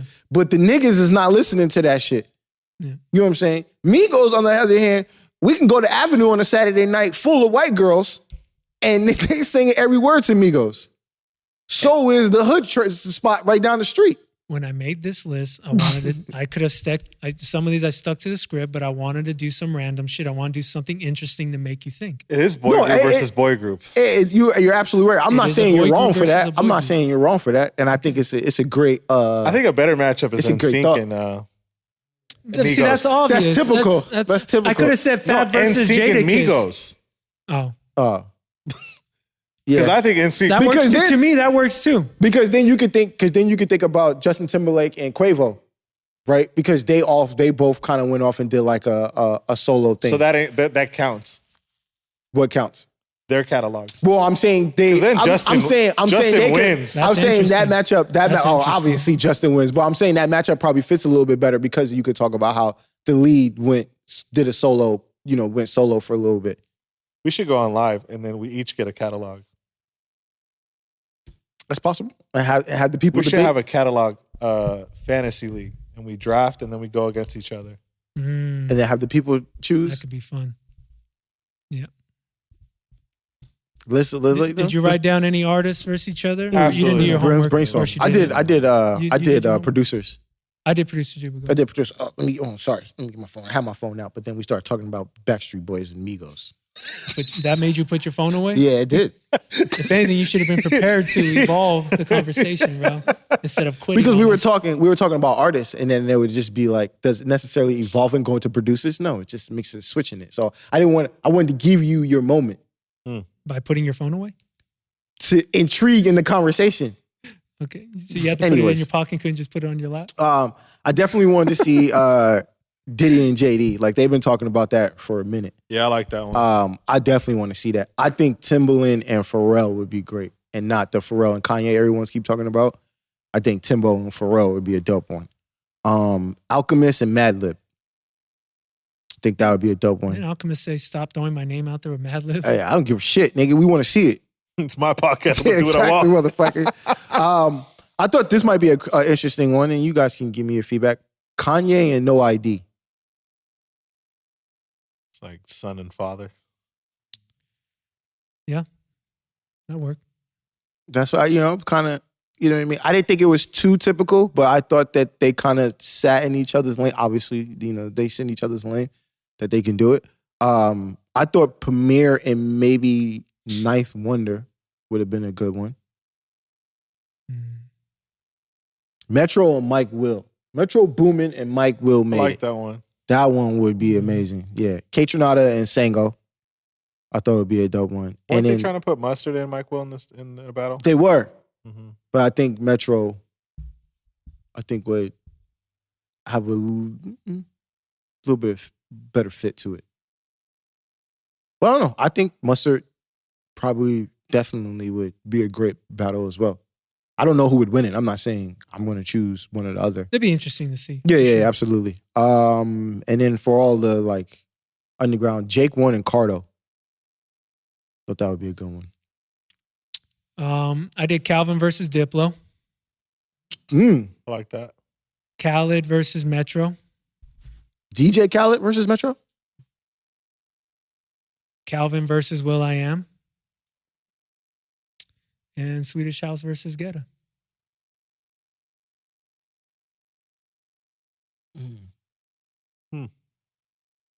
Why not Guetta versus Calvin? You can do that too. Especially with some of these up-tempo guys or up-tempo / house guys. Yeah. You can get some really good matchups. But I think Calvin versus Will.i.am would be really, really interesting because Will.i.am has done so much and is a part of so many hits. Yeah, that's And true. Calvin is just a hit machine, even though Will.i.am's got like probably a couple decades on him, or at least for sure a decade. But you think back to the late 90s, Will.i.am to 2012, Will.i.am, just that. And then you think of all the hits Calvin did when he popped off. Do you think that's a fair matchup when you match up someone who's been in the industry longer than someone who hasn't? Well, I think it just comes down to what's their catalog. Do they have enough hits to go into a battle at this caliber? Like you can say you can just put Will.i.am as a mark. Does Calvin's catalog match up to Will.i.am's in regards to hits? Yeah. Yeah, he has a lot of hits. He's got over 20 hits. So, and they're hits. So, yeah, that matches up with whatever Will.i.am has done. Now, just because Will.i.am has done a lot doesn't mean they're all hits. You know, I mean, there's a lot of songs that we like that he did, like the that song he did with for Snoop, the song he produced for Snoop. And it's got the Fergie sample over it. Bouncing, it's not Fergie, but it's keep Keep it, bouncing. yeah. Like we love that song. Yeah. I don't know if that will match up against anything Calvin Harris did. You know what I mean? True. So there's a lot of those hits. There's songs that we love by will.i.am. Like he did, that shit for Talib Kweli. He did shit for Talib Kweli that we love. that's what I'm saying. But, granted, Calvin Harris does have some shit with hip hop artists. That last album, I forget the name of the album, but The shit he did Funk with Wave. Rihanna. The shit that he got like Schoolboy on, the shit that he had Katy Perry and the Migos on, like everything that sat in that 100 to 106 BPM range. Like he did a whole album of that. Like I think that will kind of stand up against a lot of will.i.am's hip hop stuff that he's put together. But I mean, it might be definitely a good matchup. Yep. You think they'll reach out and start trying to get some of these EDM heads or house heads? I don't think they're not interested. You don't think they're not interested? I don't think the like Timbaland and Swiss, who are like what are they? The commissioners. That's what the word I was looking for. You're saying they're not interested? I don't think they're gonna reach out, but I have seen that some guys are. I've heard of guys that are doing. Yeah, I would definitely be down to see that. Another one was Swiss and Just Blaze. Mm-hmm. No, that was Swiss and Timbaland. Swiss and Timbaland started this. Oh, years ago. They did do it years ago. Yeah. Oh yeah, but it was a we need different. to see that one. I think that fits better with. That's why I'm saying I think the Timbaland and Pharrell fit better than the Swiss and Just Blaze. But again, that's just my opinion. I mean, now that they have these regulations and rules and how they want to approach it, I think it's just.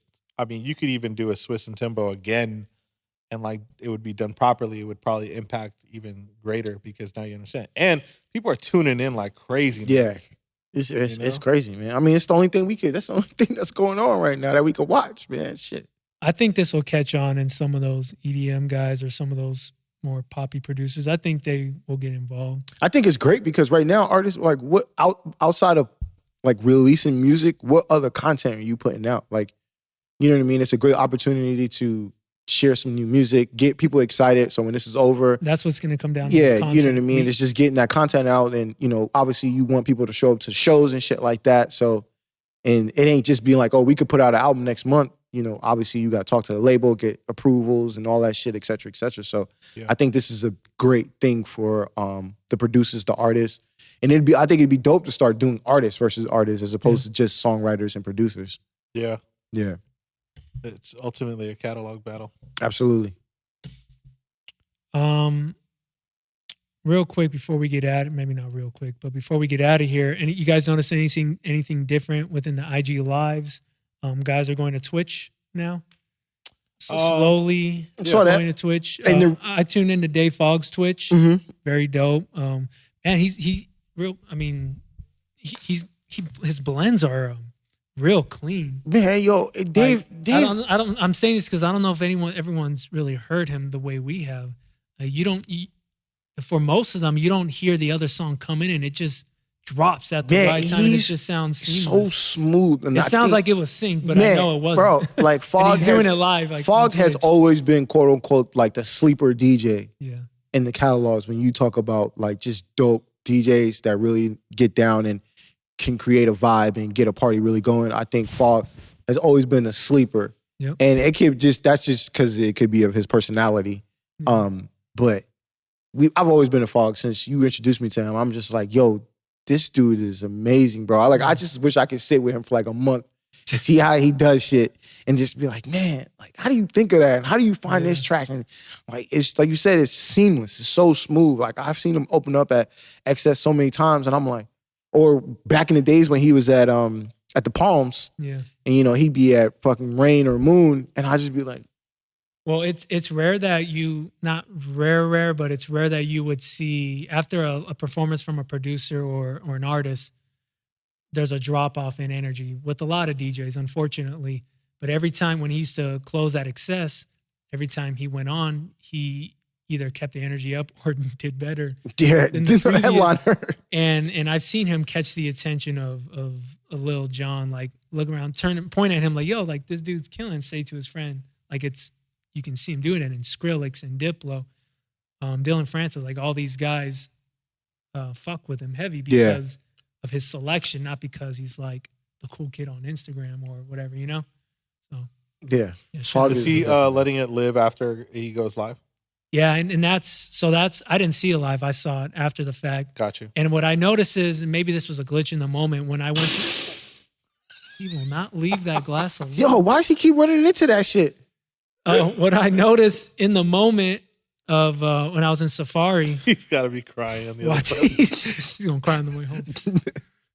When I noticed trying to watch Twitch on Safari, it was a black screen. I can hear the mix, but I couldn't see shit, and it didn't upload the whole mix. When I got on for not only him but Mojax, he has some really good sets as well. I heard one or two of them, but then when I downloaded the app and created a profile, I was able to see everything. So I don't know if that was just a glitch in the moment. Like you logged in? I logged in. I created an account and all that, Yeah. and logged in, and I saw their mixes and everything was fine. But Jay Espinoza's on Twitch. Yep. Four Color Zach made an announcement. We said he's been quiet. Yep. And this was his master plan, diabolical.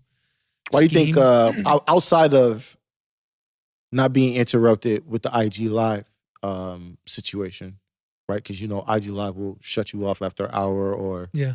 sometimes for copyright infringement. Why do you think a lot of DJs are going the Twitch route? Because for people who don't know about Twitch, Twitch is basically a huge gaming platform. Yeah. Correct. Why do you think the DJs are going that route as opposed to doing the IG Live? Because now you think about it, you have to create an account. You have to get fans to come over to a whole nother platform. Yep. Right. And then obviously go online, as opposed to just doing it on IG where your fan base is already there, your numbers are already up there. Why do you think DJs are going that route? I don't know the details in regards to the copyright stuff. Because you can still get, you still have issues on Twitch. Like you can still Yeah. get pulled.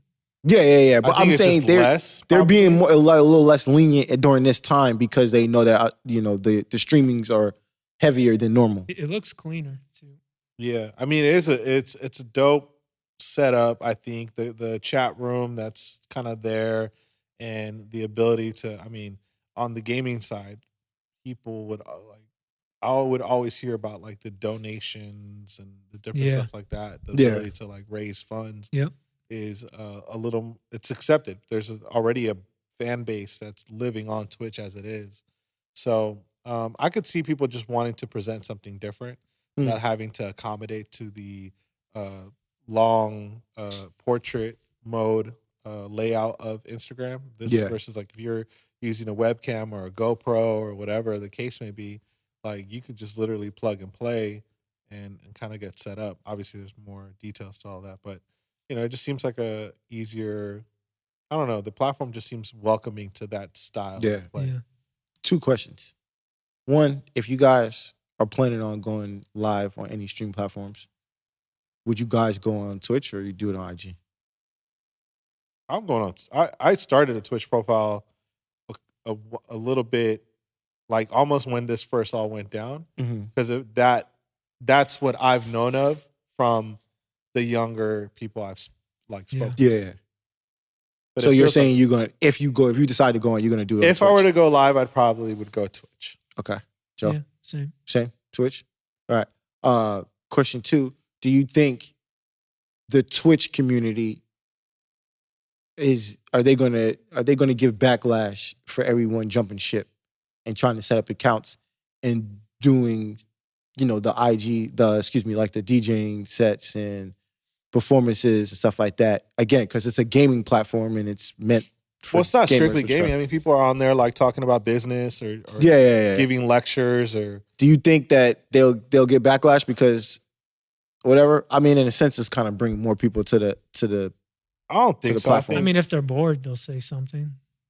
I don't think they, you can. Yeah, I there's mean, those type of people everywhere. from my understanding, gamers are getting paid X Yeah. amount of money just I- to have people watch, Yeah, subscribe to them. I know someone in the gaming world, and he was just like, the money that these gamers make is ridiculous Yeah, bro. to play games for 6 hours, 7 hours a day. Back in 2015, Redfoo heard about Twitch and started interviewing girls we would just find at parties, invite them over to the crib, and he'd have the whole crew there, and there'd be alcohol, and he would interview them live on Twitch on Saturday nights, and that was like a big thing in the moment. And then one of the guys that was a part of the crew is also a gamer, and he's been telling me since 2015, you need to get on Twitch. Yeah. I'm just like, I just don't see what I would do or how I can use it, and How you can now benefit it's like, from it. Yeah. oh. I get it 5 now. years later. Hey, man, better late than never. Yeah. You know, you kind of look at it like that. Yeah. Who's gonna be the first DJ on OnlyFans? No, I've never been on OnlyFans, so. Hey, you know, I was watching Scene live, and he said, I think I figured out how to keep the stream up. I just don't, I don't use iRig or use anything professional. So, because when you use iRig or anything like that, it's easier to read. they can figure out what songs we play. But if it's a little grainy, like playing it off your speakers, it's harder to detect. So he's like, I think I figured it out. And he hasn't been, as far as I know, he hasn't been bounced. Yeah. That's what I figured was the best approach to like versus like trying to keep up like high quality stream. Yeah. Like it feels like, and you probably got to stay away from like new shit or Drake in general. But like, Yeah. you know, I think, I mean, but props to everybody who's been like upping their game. There's definitely been some real standout setups. Yes. Yeah. Shout People out to putting Marty full Rock, production behind their shit, bro. I was DJ watching- Wonder. I was watching Greg Grooves on the way up too. He had a nice little production. He had a nice little setup. And he was playing club hits too. And I was like, you know, I'm cool with this. Like, I haven't heard of club mix in a while. So, or a live mix at least. So yeah, like let that shit ride. Who else had a couple of dope ones? I keep sending you guys Zach Bia. Oh, This yeah. guy. Their visuals are That shit's crazy, nuts. bro. Yeah. That shit's crazy. Butterflies. Yo, Again, full production, green Nuts. screens and everything, man. Like, Well, but that's insane. I haven't seen anything like that, and I got No, give it at props. all. But and it's dope. Yeah, shit looks crazy. I saw Joe Ma's got a green screen, so I'm looking forward to hearing and seeing what he does. Oh, nice. He can do a whole Lazy Boy has a green screen too. Does he? Yeah. Happy birthday, by the way. Oh, Yeah, yeah. happy Belated, birthday, yeah. Lazy. Anything else? Yeah, well, that's we will recap the DJ City fundraiser. A lot of big names on that, so we're gonna go over that. That's damn near a half a day event. Yeah, it's a whole day. Yeah, that's 12 to 8, right? Yeah. Yeah. With Just Blaze kicking it off. Oh, man, that's crazy. It's And they got crazy. seen ending you it. can do that, Yeah. because get the people in there early. Hopefully they stay the whole time. Yeah, no other sassy moments, Mickey, that you want to share? No. No, I already sassed Wait, out. we'll tune in Sassed out for next the week. week. Tune in next week. Tune in next week. The weather's going to get nicer. I'm sure I'll come up with something. Yeah. Yes, He'll be I'm on, sure I'll he'll be on start Twitter something. tonight. I'll look for something else to start shit Kick up with. some dust somewhere. We'll come up with a new challenge in the I'm next trying to week. get us some content. All right. Let's Yeah. get it. Let's get it. We'll have plenty. So thanks for tuning in. Yes, sir. Make sure to catch tomorrow night, Globalization, Sirius XM, 8 p.m. Tuesday nights for those catching Tuesday it late. nights. Yeah. 8 p.m. Pacific Standard Time, 11 p.m. for you East Coast folks. Yes, sir. We got DJ E-Rock, E-Rock. special guest. Yep. And of course, our one and only DJ DangerZone. Yep. Did you play your Down remix? First one out the gate. Let's There go. it is. And There it also my drop remix, in case you guys haven't heard it yet. Actually, the original I made from the remix. Another Fat Man Scoop remix. Yeah, lame. is. Lane. And yeah, so the Down remix that's on DJ City. Rell has his double down mix, and his what's the name of the mix with Boo? It's called Rell and Rose Volume 1. Rell and Rose. Yeah, just going to change the volumes. Rell Okay. and Rose. And I'll put out a mix soon. And Mickey will Promise. give us something during these days of quarantine. Mhm. Sooner or Promise. later. It'll be back to back to back. Listen, Mickey is creating content for the podcast, so you I'm out here continue, tweeting. you continue doing you. Yeah, Yeah. you're doing enough for us. And Bingo.